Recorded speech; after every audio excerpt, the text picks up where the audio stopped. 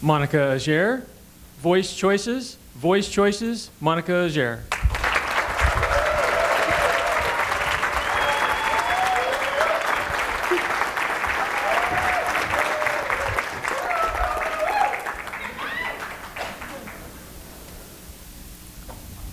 Let's start at the very beginning. A very good place to start. When you read, you begin with A, B, C. When you sing, you begin with Do, Re, Mi. Unless, of course, you happen to be a Toastmaster, then you always begin with your CC. Mr. Toastmaster, fellow Toastmasters, and future Toastmasters, the Toastmaster Competent Communicator Manual is a handy little torture device filled with speech projects in very useful order so that you may experience abject fear and conquer it while pushing your confidence beyond its original border.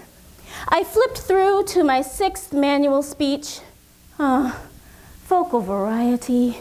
It would not have been my first choice, for I have a troubled history with the instrument known as my voice. Oh, you hear it now and it sounds all right, but just a few months ago, I was visiting my parents' house and I had to answer the phone. Oh, excuse me. Hello? Carolyn, please. She's not in. May I tell her who called? Tell your mommy that Joe called. That's J-O-E. Joe. That's a good girl. You're a doll. Click. I stared at the phone in disbelief. Did this man really think I was a small child? All of the insecurities about my voice came back and started driving me wild. I've always been teased about my voice. It's always been high-pitched and small, and I had a British accent until I was 10, which was lovely, so not a big problem. But we moved back to Alabama when I was 8. Kids pick up on these small differences, and they don't hesitate to jump on them. Say it again. Say that again. You hear that? Oh, she thinks she's a queen. Now, it doesn't sound bad when I say it like that, but trust me, kids can be mean. I hid in my room every night and practiced reciting stories and the voices in them until I'd erased the accent I thought made me different from other children.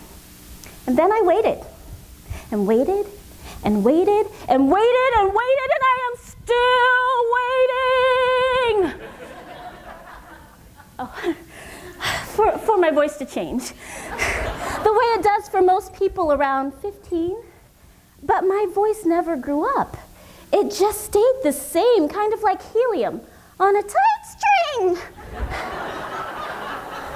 But then I had a genius idea. Are you ready?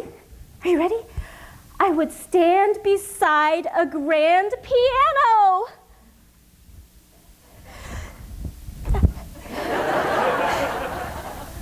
Oh, isn't it obvious?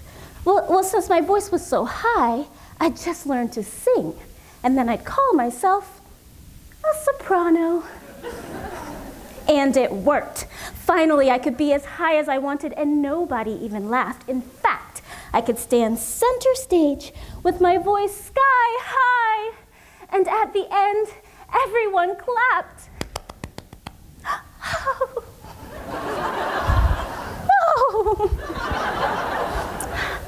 No. But every performance comes to an end. And when that spotlight goes off, you come down off that stage into the real world. And in the real world, you still have to talk. It's not like I could go around singing everything. Didn't I tell you I prefer not to have cheese on my hamburger?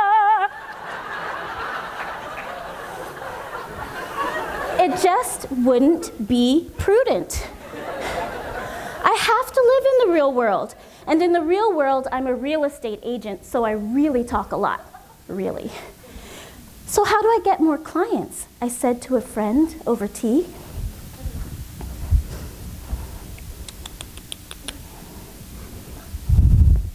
Well, you might consider deepening your voice. You sound like a baby to me. You're really sweet and that's cute. But no one wants you to sell their house. They need a lion and you're too nice. And also, you sound like a mouse. Ouch! I ran to the internet. How to change voice.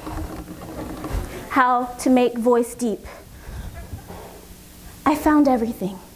From vocal exercises to breathing exercises to surgery to cut my vocal cord and change the way I speak.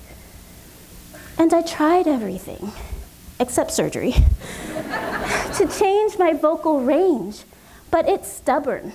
And this voice of mine, it isn't going to change. So, what you hear, it's what you get. It's my voice, and I'm going to use it. Perhaps there's something about yourself you'd love to change. You hate it, you can't change it, and you didn't choose it. The very thing about yourself that makes you cringe and hide is exactly the thing that, if you work with it, can bring you exceptional pride. So use that thing. Find your voice. Somebody needs to hear it.